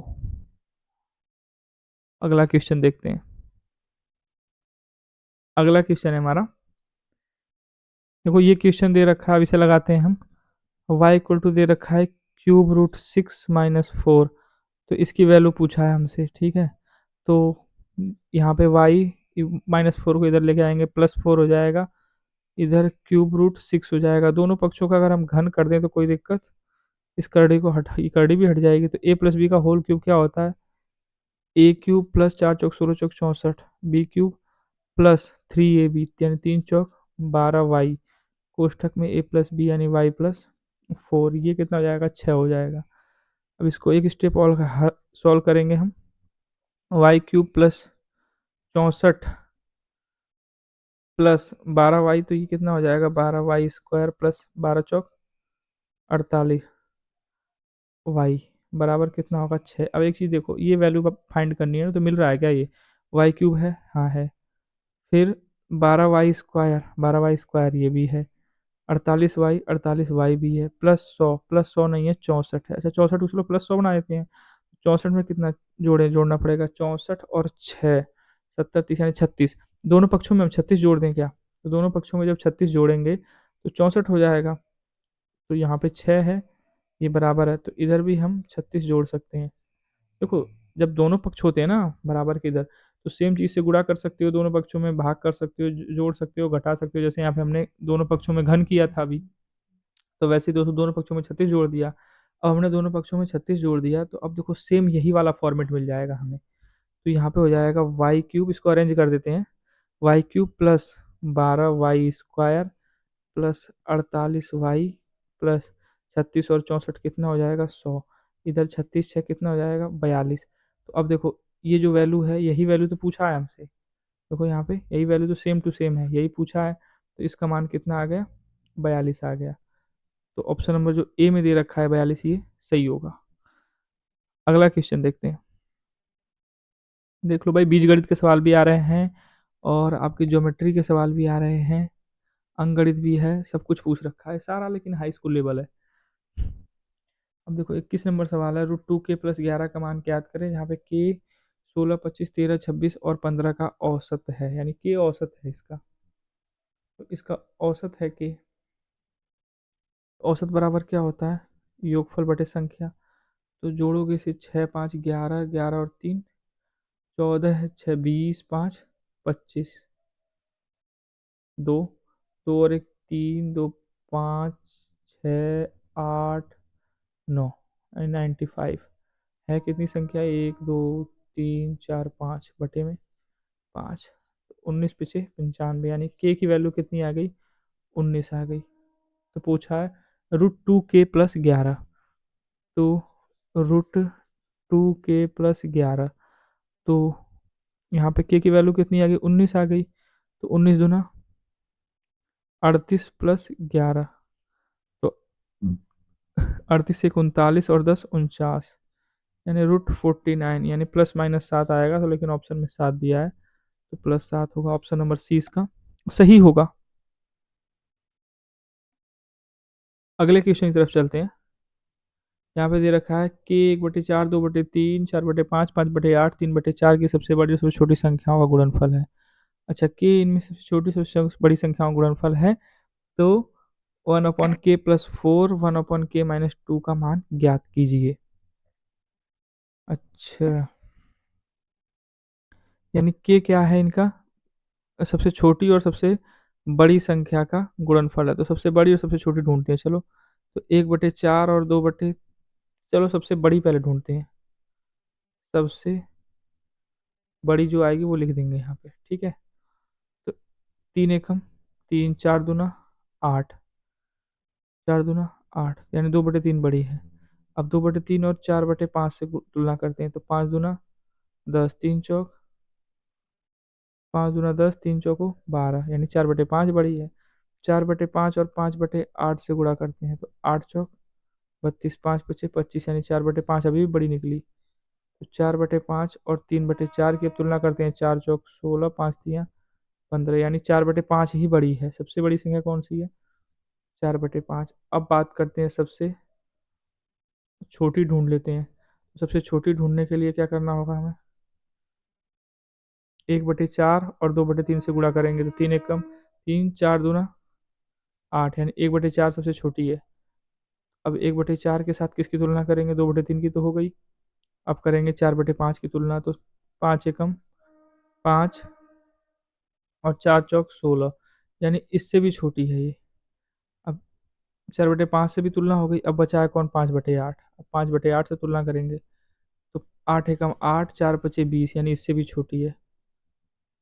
अब 5/8 भी खत्म हो गया, अब 3/4 से करो, 4 एकम 4, 4 तिया 12, यानी इससे भी छोटी, यानी सबसे छोटी संख्या कौन सी है, 1/4 है। अब ये बोल रहा है जो के है वो सबसे सबसे बड़ी और सबसे छोटी संख्याओं का क्या है, गुणनफल है। तो के इक्वल टू क्या होगा, यहाँ पे इसको इरेज कर देते हैं। के बराबर क्या है, 4/5 इंटू 1/4, इनका गुणनफल है, यानी 1/5 है। के का मान कितना है, 1/5। तो बोला है 1/k+4, 1/k-2 का मान ज्ञात करना है। तो 1/k करोगे, तो के का मान 1/5 है, तो 1/k का मान कितना होगा, 5+4 एक ब्रैकेट में, और ये होगा 5-2 एक ब्रैकेट में। ये 5 4 9 इंटू 3, 9 तिया 27। ऑप्शन नंबर बी में दे रखा है 27, ये सही होगा। नेक्स्ट क्वेश्चन देखते हैं, 23 नंबर। इधर रखा है वाई का 2/3 जेड है, जेड का 8/15 है, तो वाई और जेड की वैल्यू, यानी वाई का 2/3 जेड का 8/15 है। 3 से डिवाइड होगा 5 बार में, ये 2 से 4 बार में। तो वाई और जेड का अनुपात पूछा है, तो वाई अपॉन जेड कर दोगे, ऊपर 4 है नीचे 5 है, तो अनुपात कितना आ गया, 4 और 5। तो यहाँ पे 4 और 5 तो ऑप्शन में दे नहीं रखा, यानी ये मिस प्रिंट है, ये 5 होगा, 15 नहीं है, ठीक है ना। ऑप्शन नंबर ए इसका सही होगा, बी नहीं। ऑप्शन नंबर ए इसका सही होगा, 4 और 5, यही सही होगा। अगला क्वेश्चन है, वो मिस प्रिंट हो गया, 15 हो गया गलती से, पर 5 ही था वहाँ पे।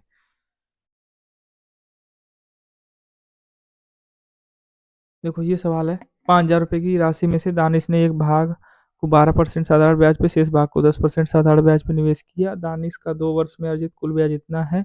दानिश द्वारा 12% की राशि पर क्या राशि निवेश की गई थी, तो देखो दानिश का जो पैसा था वो कितना था, 5,000 रुपये, ठीक है।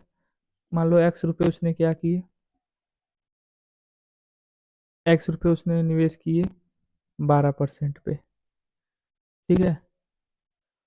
और 5,000 - x, 5,000 - x रुपये उसने निवेश किए कितने परसेंट पे, 10% पे।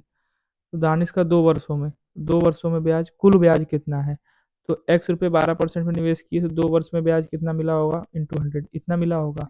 और इतने रुपये 10% पे इन्वेस्ट किए तो 2 वर्ष में कितना ब्याज मिला होगा? इतना मिला होगा। इन दोनों को जोड़ रहा है तो टोटल जो ब्याज है वो कितने रुपए के बराबर आ रहा है? 1072 रुपये के बराबर आ रहा है। तो निवेश की गई राशि कितनी थी? 12% पे, यानी जो 12% पे निवेश किए वो कितनी थी? तो 12% पे, तो यही है ना, एक्स माना है ना हमने, हमें यानी एक्स की वैल्यू आ जाएगी तो वही आंसर होगा हमारा।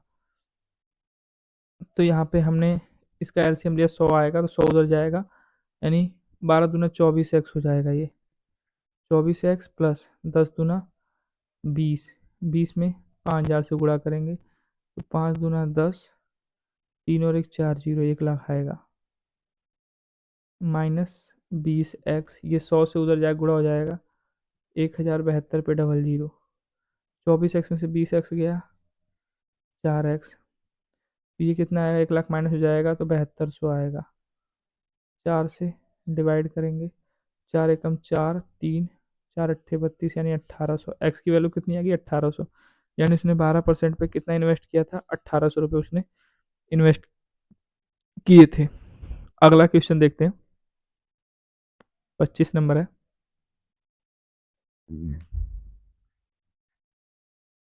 दे रखा है कि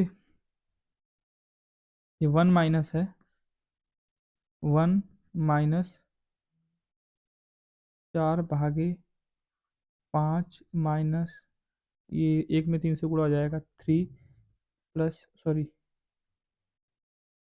डिवाइड भी तो है, -1 × 3 + 2 × 8 बटे में है 3 स्क्वायर 9 गुणे 8 -4 × 2। तो इसे सॉल्व करेंगे हम। 1 माइनस ये 4/5 यानी 4/5 होगा, -3 + 2 होगा, ये इंटू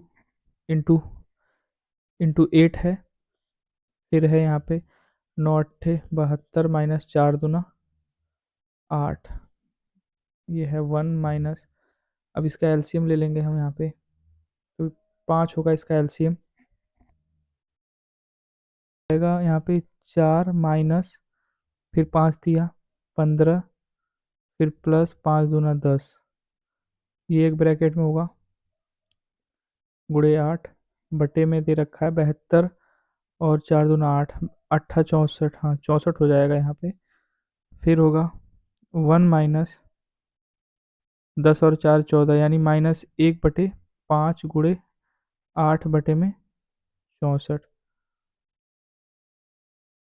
आगे होगा 1, अच्छा ये माइनस माइनस प्लस हो जाएगा, 1 प्लस, ऊपर होगा 8/5, नीचे ये 64 से गुणा हो जाएगा तो 8 से 8 बार में जाएगा। इसको लिख सकते हैं 1 प्लस 1/40, यानी 40 × 40 41, यानी 41/40।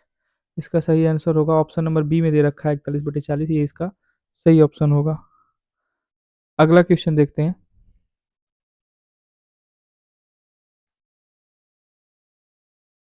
अगला क्वेश्चन है हमारा ये 26 नंबर क्वेश्चन है। बोल रहा है ए बी और सी डी केंद्र ओ वाले एक वृत्त के समांतर स्पर्श रेखाएं हैं। बिंदु पी और क्यू क्रमशः ए बी और सी डी पे इस प्रकार है कि पी क्यू वृत्त को आर पर स्पर्श करती है, तो कोण पी ओ क्यू का माप ज्ञात कीजिए। यानी कोई वृत्त है, ठीक है, इसका केंद्र कितना क्या है? ओ है। तो ओ केंद्र वाला एक वृत्त है, इस पे ए बी और सी डी दो ये समानांतर रेखाएं, समांतर या समानांतर है यहाँ पे, ये स्पर्श रेखाएं हैं ए बी और सी डी। तो चलो देखते हैं, ये कोई ए बी है और ये स्पर्श नहीं कर रही इसको,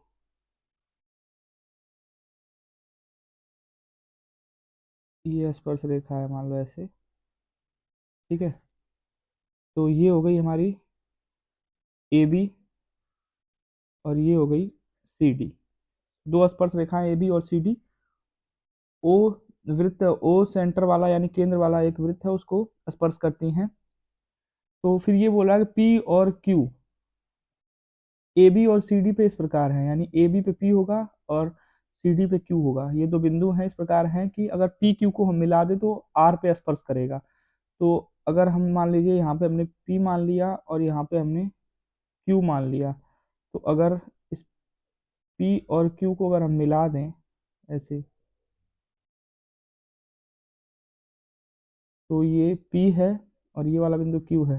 तो जहाँ पे ये स्पर्श कर रहा है ये वाला बिंदु क्या है, आर है। ठीक है। तो बोल रहा है कोण पी ओ क्यू का माप ज्ञात कीजिए, यानी एंगल पी ओ, और ये एंगल, सॉरी यार टेढ़ा हो जा रहा है यहाँ पे,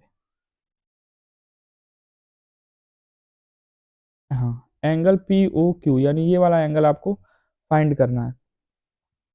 तो यहाँ पे पी ओ क्यू का मान आपको पता करना है। ए बी और सी डी क्या है, स्पर्श रेखाएं हैं।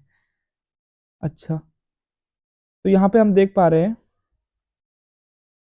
कि अगर केंद्र से, वृत्त के केंद्र से उसकी स्पर्शी पे अगर हम लंब डालें तो ये कितना होता है, ये 90 अंश होता है। ये कितना होगा, 90 डिग्री होगा। ठीक है। और ये जो दो ए बी और सी डी स्पर्श कर रहे हैं जहाँ पे इन दो बिंदुओं पे, ए बी और सी डी जो स्पर्श कर रहे हैं इन दो बिंदुओं पे, अगर इन दोनों बिंदुओं को हम आपस में मिला दें, इन दोनों बिंदुओं को अगर हम आपस में मिला रहे हैं यहाँ पे,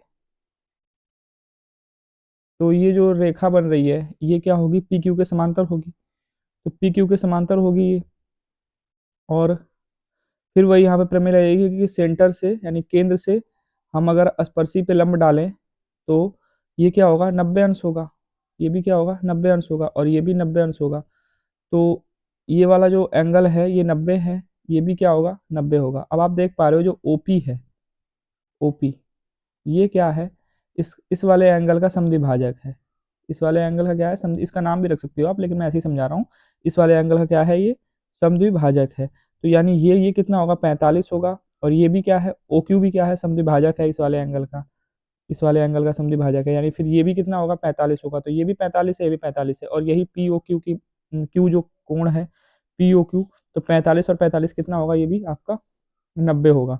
यानी जो ऑप्शन नंबर इसका बी है ये सही होगा, 90 डिग्री। अगला क्वेश्चन देखते हैं। ये सवाल है अगला शंकु का। बोल रहा है कि एक शंकु आकार तंबू के आधार की त्रिज्या 9 सेंटीमीटर है। शंकु आकार का तंबू है, उस तंबू का जो आधार है उसकी त्रिज्या 9 सेंटीमीटर है। ठीक है।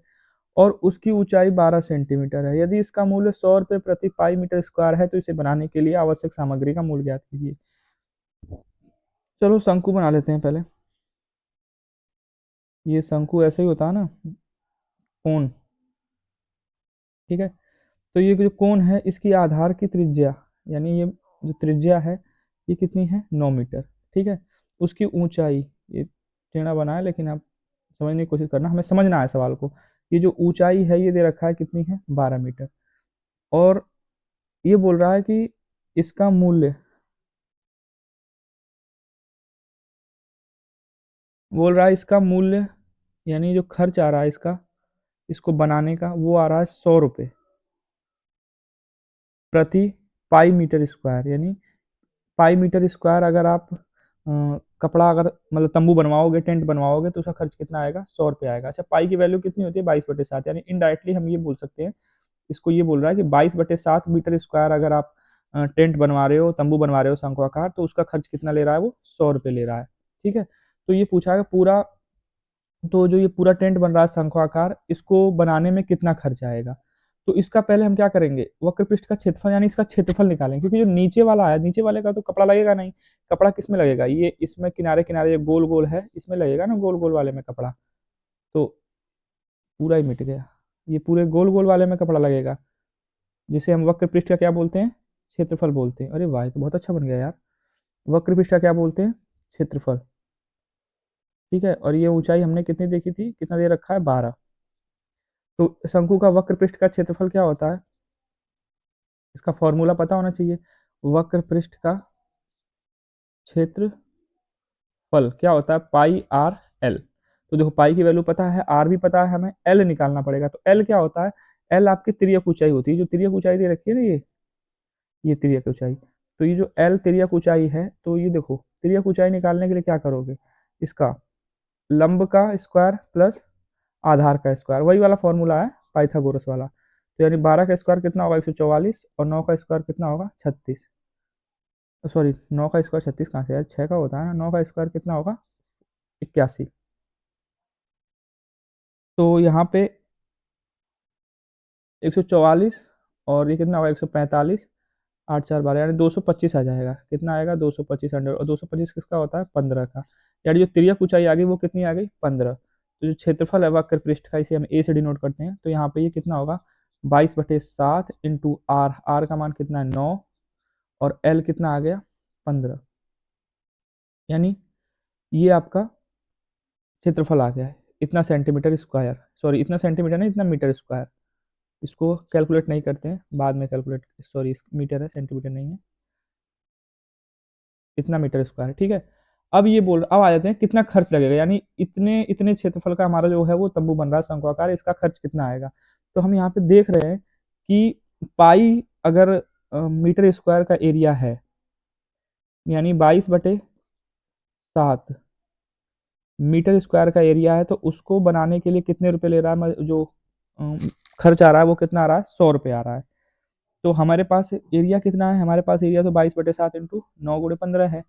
तो अगर हम 1 मीटर स्क्वायर बनवाते तो कितना आता 100/22 इंटू 7, ये आता। लेकिन हमें 1 मीटर नहीं बनवाना, हमें कितना स्क्वायर बनवाना है 22/7 × 9 × 15, इतना मीटर स्क्वायर बनवाना है हमको।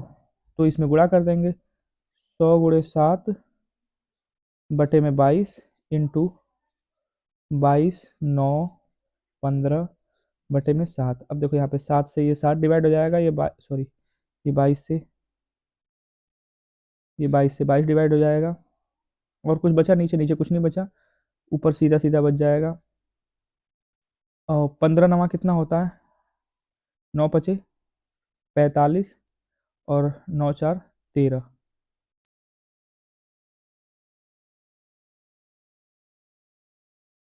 13,500, यानी जो इसका ऑप्शन नंबर डी दे रखा है ये सही होगा। 13,500 रुपये खर्च आएगा उस पूरे शंक्वाकार तंबू को बनाने में। अगला क्वेश्चन देखते हैं।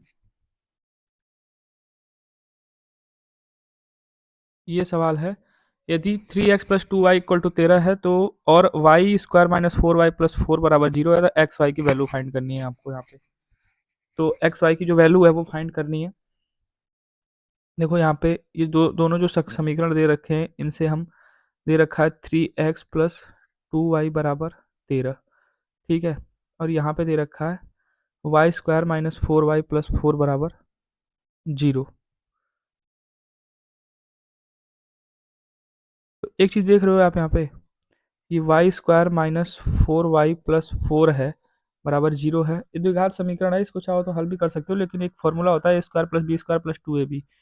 तो उस पर देखो ये ए का स्क्वायर होगा, ये फिर 2 का, यानी ये वाई प्लस 2 का होल स्क्वायर है कहीं ना कहीं। द्विघात समीकरण से भी करोगे तो आ जाएगा, लेकिन मैं यहाँ पे डायरेक्ट फॉर्मूले को पकड़ पा रहा हूँ तो इसलिए बता रहा हूँ आपको। देखो वाई प्लस 2 का होल स्क्वायर क्या होता है, a square plus b square plus 2ab, यानी 2 दूनी 4 वाई। देखो यही सेम फंक्शन है ना यहाँ पे। तो अच्छा माइनस है ना यहाँ पे, तो माइनस है तो ये क्या होगा, ये प्लस नहीं होगा, यहाँ पे क्या होगा माइनस होगा। यानी a square plus b square minus 2ab होता है, तो माइनस 4y। यानी यही सेम फंक्शन देखो यहाँ पे है, इसका मतलब ये y माइनस 2 का होल स्क्वायर है ये पूरा, और बराबर कितना है, सॉरी बराबर 0 है। बराबर कितना है 0 है। तो y माइनस 2 बराबर भी 0 होगा, यानी y की वैल्यू कितनी आ गई 2 आ गई। अब y की वैल्यू जब 2 आ गई तो इसमें y की वैल्यू पुटअप कर देंगे हम। तो 3x प्लस 2 इंटू 2 कितना हो जाएगा 4 बराबर 13।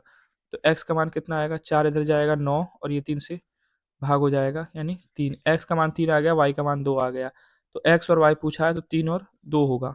3 और 2 किस में दे रखा है, तो ऑप्शन नंबर जो डी है ये सही होगा, 3 और 2। अगला क्वेश्चन देखते हैं।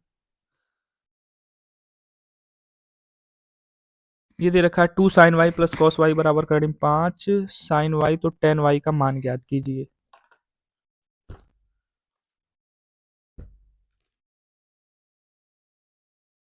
तो टेन वाई की वैल्यू निकालनी है ना यहाँ पे। देखो two sine y plus cos y बराबर √5 साइन वाई। तो यहाँ पे हमें टेन वाई की वैल्यू निकालनी है, तो भी साइन वाई है तो साइन वाई को एक साइड ले लेंगे, तो कड़ी में 5 जो साइन वाई है उसको ऐसे ही रहने देंगे, -2 वाई इधर आ जाएगा, 2 साइन वाई, ये कॉस वाई वैसे ही रहेगा।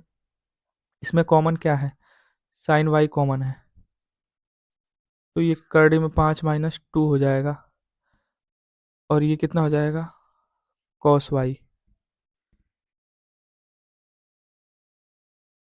वाई बटे कॉस वाई कर देंगे, तो ये कितना हो जाएगा, 1/√-5/2। पर में कड़ करें, क्योंकि हर में क्या होता है, करड़ी वाली संख्या नहीं होती है, क्योंकि यह परिमेय संख्या है। तो √5 + 2 से ऊपर और √5 + 2 से नीचे गुणा करेंगे, तो ऊपर कितना आएगा, √5 + 2, और ये a माइनस बी और a प्लस बी हो जाएगा, तो a² - b², यानी 5 में से 4 जाएगा, यानी एक बचेगा, एक बचेगा, तो इसकी कोई वैल्यू नहीं होती नीचे वाली, तो यही होगा √5 + 2। और sine y plus cos y जो है, इसी को हम क्या बोलते हैं, sine theta upon tan theta बराबर क्या होता है, सॉरी कॉस थीटा बराबर क्या होता है, टेन थीटा, तो टेन थीटा यही होगा, टेन थीटा की जो वैल्यू है यही आ गई आपकी, टेन थीटा की वैल्यू क्या आ गई आपकी, √5 + 2, √5 + 2, यानी ऑप्शन नंबर जो सी है ये आपका सही होगा, √5 + 2। आगे देखते हैं, अगला सवाल है, अगला ये सवाल बोल रहा है कि 3 वर्षों के लिए निवेश की गई राशि पर 20% वार्षिक चक्रवृद्धि ब्याज की दर से दे ब्याज, और उसी अवधि के लिए 20% की रेट से साधारण ब्याज जो है उसके बीच का अंतर कितना आया, 448 आया। तो निवेशित राशि यानी मूलधन क्या है ये पूछ रहा है। तो देखो यहाँ पे जो दर दे रखा है वो दे रखा है 20%। कितने समय के लिए हमने निवेश किया, तो समय के लिए निवेश किया हमने 3 वर्ष। देखो सवाल क्या है, ये बोल रहा है कि कुछ पैसा है, ठीक है, मूलधन पूछा है आपसे। तो पहले सवाल को समझते हैं। देखो कुछ पैसा है, मान लो मूलधन क्या है वो हमें पता नहीं है, बोल रहा है ये जो मूलधन है ना, ये हमने 20% के हिसाब से 3 साल के लिए निवेश किया। एक हमने दिया चक्रवृद्धि ब्याज पे, और इतना ही पैसा हमने किसको दिया, साधारण ब्याज पे। तो हमें 3 साल बाद हम गए अपना लेने, तो जो हमने सारा ब्याज ब्याज सब लिया, तो हमें चक्रवृद्धि ब्याज और साधारण ब्याज पे जो हमने अलग अलग दिया था, तो चक्रवृद्धि ब्याज वाले ने हमें 448 रुपये अधिक दिया, यानी 448 रुपये का अंतर आया चक्रवृद्धि ब्याज और साधारण ब्याज का। तो ये पूछ रहा है कि मूलधन क्या होगा। तो यहाँ पे हम मान लेते हैं, हमने माना जो हमारा मूलधन है वो कितना होगा। देखो ये 20% दे रखा है ना, 20% का मतलब होता है 1/5। तो यहाँ पे मूलधन मानने के लिए क्या करेंगे हम, 5 जो है जितना समय है उतना घात लगा देंगे, तो 5 पे 3 घात लगाएंगे तो 125 होगा, 5 का क्यूब। तो हमने मान लिया हमारा मूलधन क्या था, 125 था, ठीक है। तो 125 जब हमने मूलधन मान लिया, तो यहाँ पे हम इसका ब्याज निकालेंगे। तो 125 का 20%, 20% यानी 1/5 कितना होगा, 25 होगा। ये भी 25 मिलेगा, तीसरे साल भी क्या होगा, 25 मिलेगा। अब इस पे भी ब्याज लगेगा, चक्रवृद्धि ब्याज, तो इस पे भी 1/5 यानी 20% ब्याज लगेगा, तो कितना आएगा आपका, 5 आएगा। तो ये दूसरे साल का क्या हो गया आपका, चक्रवृद्धि ब्याज हो गया। फिर अब तीसरे साल में जाएंगे, तो इस पे ब्याज लगेगा 20%, तो 5 आएगा। फिर इस पे भी तो ब्याज लगेगा, तो वो भी कितना आएगा, 5 आएगा। फिर इस वाले पे भी ब्याज लगेगा, तो कितना आएगा, 20%, तो 1 आएगा। तो ये अब आपका टोटल क्या निकल के आ गया, ये आ गया आपका चक्रवृद्धि ब्याज निकल के। और ये जो कॉलम है, तीनों 25 जो है, ये क्या है, ये तीनों है यहाँ पे क्या, साधारण ब्याज यानी सिंपल इंटरेस्ट है। और ये टोटल क्या है आपका, कंपाउंड इंटरेस्ट है, ठीक है। तो ये टोटल आपका कंपाउंड इंटरेस्ट है। तो ये चीज़ क्या है आपकी, जो 5 5 5 और 1 है, तो ये है आपका अंतर, किसका, compound interest minus simple interest. तो ये अंतर कितना है, 5 5 10 5 15 और एक 16, यानी हमारे हिसाब से अंतर कितना आया, 16। और सवाल में कितना अंतर दे रहा है, सवाल में दे रहा है 448, यानी हमारा 16 सवाल के 448 के बराबर है। तो हमने मूलधन कितना माना था, 125, तो हमारा 125 कितने के बराबर होगा देख लेंगे। तो 125 हमारा होगा 448 बटे में 16 इंटू 125। तो 16 से इसे डिवाइड करेंगे, 16 दूना 32, और कितना होगा ये 32, फिर बचेगा 12, 32 10 42, हाँ 12 128 हो जाएगा। तो 16 चौक 64, 16 अट्ठे 128 होता है। तो यहाँ पे कितना आएगा ये 28 इंटू 125, यानी 125 में 28 से गुणा करेंगे, तो वही हमारा क्या आएगा, मूलधन आएगा। तो 125 में हम 28 से गुणा करते हैं, तो 8 5 40, 8 दूना 16 4 20, 8 एकम 8 और 2 10, फिर 2 पचे 10, 2 दूनी 4 और 1 5, 2 एकम 2, 0,053 यानी 3500 आएगा। हमारा ऑप्शन नंबर जो सी है ये सही होगा। 3500 हमने उस पे निवेश किए थे। बढ़ते हैं अगले सवाल की तरफ। ये बोल रहा है यदि किसी संख्या का 23.5% 11.5 है तो संख्या क्या होगी? तो वो संख्या अपने आप में क्या होगी? 100% होगी। तो जब 23.5% 11.75 है तो वो संख्या अपने आप में क्या रही होगी? 100% रही होगी। तो 11.75 बटे में 23.5 गुणे 100, फिर 100 से इसमें गुणा हुआ तो ये क्या होगा? पॉइंट हट जाएगा आपका, ये 100 भी हट जाएगा जब गुणा होगा तो। अब इस पॉइंट को हटाने के लिए क्या करेंगे? 10 से गुणा करेंगे तो ऊपर 0 बढ़ जाएगा, ये पॉइंट नीचे से हट जाएगा। तो अब नीचे कितना आ गया? 235। तो ये 5 बार में जाएगा क्या? 5 पच्चीस 25, 5 तिया 15, 2 17, 5 दूना 10 और 11 यानी 1175। हाँ, ये 5 बार में डिवाइड होगा आपका, तो यानी 50 आ जाएगा। यानी वो संख्या क्या थी आपकी? 50 थी। ऑप्शन नंबर ए जो है ये सही होगा। अगला क्वेश्चन देखते हैं। नेक्स्ट क्वेश्चन बोल रहा है कि प्रेक्षणों 29, 36, 21, 18, 7, 9 के का माध्य इतना है, प्रेक्षणों इतना, इतना का बहुलक कितना है? यानी जो माध्य है वो कितना है इसका? 21.25 है और प्रेक्षणों का बहुलक कितना है? 29 है। तो P माइनस के आपको ज्ञात करना है। तो बहुलक 29 है, ठीक है, यानी P की वैल्यू कितनी है? 29 है। अब माध्य निकालना है। K का माध्य कितना है? 21.25 है। तो K की वैल्यू निकालनी है हमें। तो देखो यहाँ पे जो माध्य है, माध्य मतलब औसत 21.25 है। योगफल कितना होगा? तो K और K योगफल कितना होगा? 2K प्लस, अब इसको जोड़ेंगे, 9 7 9 7 16, 16 और 8 24, एक 25, 25 और 6 31, 9 40, 40 0 4 आएगा, 4 और एक 5, 6 2 8, 3 11, 11 और 2 13 यानी 130 बटे में संख्याएं कितनी हो रही हैं? ये 2 3 4 5 6 7 8, ये 8 संख्याएं हो रही हैं। फिर 8 से इधर गुणा करेंगे तो ये कितना होगा? 8 पचे 40, 8 दूना 16 और 4 20, दशमलव लगेगा, 8 एकम 8 और 2 10, 8 दूना 16 और एक 17 यानी 170 आएगा। पॉइंट वाला तो हट ही जाएगा ये, 170। इधर कितना होगा? 2K प्लस 130 यानी K की वैल्यू निकालनी है। 30 माइनस होगा 40 बटे में 2 यानी 20, यानी K की वैल्यू कितनी आ गई? 20। तो P माइनस K पूछा है तो P कितना है? 29, K कितना है? 20। तो कितना होगा ये? 9 होगा। यानी जो ऑप्शन नंबर डी दे रखा है ये क्या होगा आपका? 9 होगा। ऑप्शन नंबर डी इसका सही है, 9। बहुलक क्या होता है? जिनकी मतलब जो दे दिए गए आंकड़े हैं उसमें सबसे ज्यादा बार जो है वही बहुलक है, ठीक है ना। अब ये दे रखा है एक लंब वृत्तीय शंकु एक अर्धगोले पर जुड़ा हुआ है। शंकु की जो आधार त्रिज्या है अर्धगोले की त्रिज्या के बराबर है। अच्छा, यहाँ पे जो अर्धगोला त्रिज्या है ना, देखो पहले अर्धगोला बनाते हैं।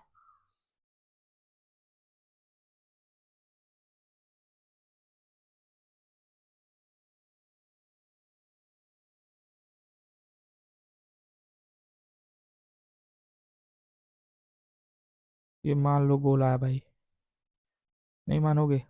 चलो अच्छा सा बनाता हूँ फिर मान जाना। अच्छा तो नहीं बना लेकिन फिर भी ठीक है, काम चल जाएगा। ये अर्धगोला है, इसकी त्रिज्या कितनी है? गोले का व्यास 12 सेंटीमीटर है यानी त्रिज्या 6 सेंटीमीटर होगी। अब बोल रहा है इसी इसी त्रिज्या का एक शंकु बनाया जा रहा है, यानी इस अर्धगोले के ऊपर ही है, ठीक है। इस अर्धगोले के ऊपर ही एक क्या बना रहे हैं हम? शंकु बना रहे हैं, ठीक है। ये शंकु बना रहे हैं, अर्धगोले पर जुड़ा हुआ एक शंकु है, ठीक है। त्रिज्या इसकी क्या है? सॉरी 6 सेंटीमीटर हो जाएगी क्योंकि व्यास और शंकु की जो ऊंचाई है वो 8 सेंटीमीटर है, यानी यहाँ से लेके यहाँ तक ये जो ऊंचाई है ना, ये दे रखा है कितनी? 8 सेंटीमीटर। बोल रहा है यदि पाई सेंटीमीटर स्क्वायर को रंगने में 25 रुपये खर्च आया तो मिश्रित वस्तु को रंगने का खर्च बताओ। बोल रहा है हमें इसे पूरी पूरी पेंटिंग करवानी है, तो पेंटिंग जब करवाओगे तो इसके बाहर बाहरी पेंटिंग करवाओगे, ये सब पेंट करवाओगे ना, ये सब। ये सब बाहर-बाहर पेंट, अंदर तो घुसोगे नहीं पेंट करवाने के लिए, तो बाहर से जब ये पेंट करवाओगे आप सारा, तो ये बोल रहा है कि बाहर का जो पेंट का जो खर्च है ना, वो कितना है? वो है 25 रुपए। 25 रुपए खर्च आता है। कितना? पाई सेंटीमीटर स्क्वायर, यानी पाई सेंटीमीटर का मतलब क्या? 22/7 सेंटीमीटर स्क्वायर अगर एरिया वो अगर पेंट करेगा, तो आपसे कितने रुपए खर्च लेगा? 25 रुपए लेगा। तो एक काम करते हैं, पूरा एरिया कितना है वो निकालना पड़ेगा, नहीं क्षेत्रफल निकालने की बात कर रहा है। तो पहले शंकु का क्षेत्रफल निकाल लो, फिर अर्धगोले का निकाल लेना। तो चलो, शंकु का जो वक्र पृष्ठ का क्षेत्रफल है, शंकु का वक्र पृष्ठ का जो क्षेत्रफल है, ए से डिनोट करते हैं, चलो A1 से मान लेते हैं इसको। ये कितना होता है? वक्र पृष्ठ का क्षेत्रफल होता है पाई आर एल। कितना होता है? पाई आर एल। तो एल तो दिया नहीं है यहाँ पे, देखो एल निकालने के लिए क्या करेंगे? एल क्या होता है? ये आधार का स्क्वायर प्लस लंब का स्क्वायर अंडर रूट में होता है, क्योंकि पाइथागोरस लगेगा, देख रहे हो ना, ये पाइथागोरस ही तो है भाई। ये ये पाइथागोरस हो रहा है ना, तो ये कर्ण निकालना है, यही तो, ये तो निकालना है लंब हमें। तो एल बराबर क्या होगा? 8 का स्क्वायर 64 प्लस 6 है ये आधार, तो 6 का स्क्वायर कितना होता है? 36। 64 36 कितना होगा? 100। तो एल की वैल्यू कितनी आ जाएगी आपकी? 10। तो एल 10 आ गया। अब यहाँ पे चलते हैं, तो A1 बराबर क्या आएगा? 22/7 इंटू आर कितना है? 6। एल कितना है? 10। ठीक है, या फिर 22/7 ना करके इसको पाई रहने दो, अभी बाद में कर लेंगे इकट्ठे। तो 60 पाई, जो आपकी मतलब जो आपका क्षेत्रफल आया शंकु का, वो कितना आ गया? 60 पाई सेंटीमीटर स्क्वायर। अब किसका निकालेंगे? अर्धगोले का। अर्ध जो गोला है उसका क्षेत्रफल, इसको A2 से मानते हैं। देखो, गोले का क्षेत्रफल होता है 4 पाई आर स्क्वायर, तो अर्धगोले का होगा बटे में 2 हो जाएगा, तो 4 पाई आर स्क्वायर बाई 2 करोगे तो 2 पाई आर स्क्वायर होगा। तो 2 पाई आर स्क्वायर मतलब क्या? आर का वैल्यू 6 है, तो 36, 36 गुना 72 पाई सेंटीमीटर स्क्वायर, ये आ गया। तो यहाँ पे हमने शंकु और उसका दोनों का निकाल लिया एरिया। तो दोनों का जो एरिया, यानी कुल जो क्षेत्रफल है जो हमें पेंट करवाना है, वो कितना होगा? तो 60 पाई प्लस 72 पाई, इतना सेंटीमीटर स्क्वायर एरिया है टोटल।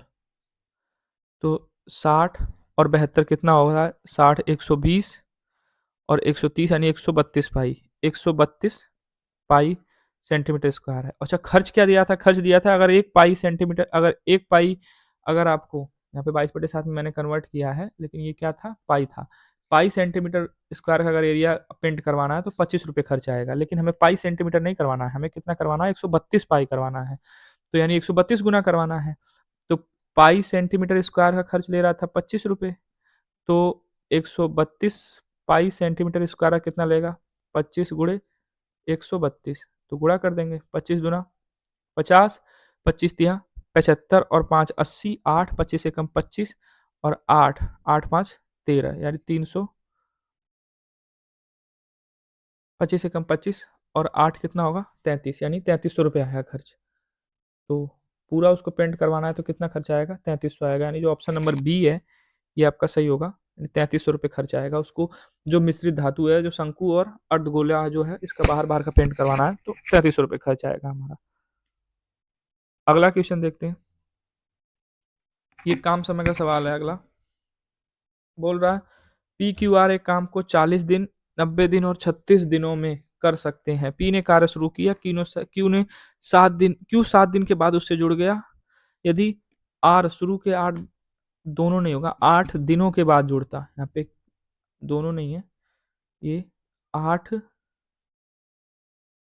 दिनों के बाद जुड़ता, ये नहीं है, 2 दिनों के बाद उनके साथ जुड़ता है। तो आर ने कितने दिन तक काम किया, यानी आर ने कितने दिन तक काम किया पूछ रहा है। तो देखो, यहाँ पे पी क्यू आर कर रहे हैं, पी कर रहा है 40 दिन काम, पी करता है किसी काम को 40 दिन में, क्यू करता है 90 दिन में, ठीक है, आर करता है उसी काम को 36 दिन में। तो अब ये बोल रहा है कि पी ने काम शुरू कर दिया, क्यू 7 दिन के बाद उसको होश आया, तो वो 7 दिन बाद जुड़ता है, और आर जब उन दोनों ने शुरू, आर ने क्या करता है? शुरू के 8 दिनों के बाद जुड़ता है। ठीक है, पहले ये देख लेते हैं हम कि टोटल कितने यूनिट काम है। तो एलसीएम लोगे तो 360 आएगा, तो 360 यूनिट काम है, मान लो काम कितना करना है? 360 यूनिट। तो पी 40 दिनों में कर सकता है 360 यूनिट काम, तो एक दिन में कितना कर सकता है? तो 9 यूनिट काम कर सकता है। अगर क्यू 90 दिनों में करता है 360 यूनिट काम, तो एक दिन में कितना करेगा? 4।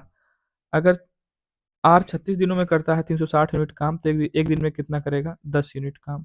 ठीक है, तो यहाँ पे अब हम देख रहे हैं कि पी ने काम शुरू किया है। पहले पी कौन शुरू करता है? पी। तो क्यू कितने दिन बाद, क्यू को कितने दिन बाद हो सा रहा है? 7 दिन के बाद, यानी 7 दिन के बाद बोल रहा है। देखो 7 दिन के बाद उससे जुड़ता है क्यू। तो पी ने 7 दिन तक काम किया होगा, यानी पी ने कितने दिन तक काम किया होगा? 7 दिन तक। और आपको पता है पी एक दिन में कितना खत्म करता था उस काम का? 9 यूनिट। पी एक दिन में कितना? 9 यूनिट खत्म करता था। तो 7 दिन में कितना खत्म किया होगा? 9 सत्ते, यानी 9 गुणे 7, तो कितना यूनिट खत्म किया होगा? 63 यूनिट, यानी 63 यूनिट काम खत्म हो गया।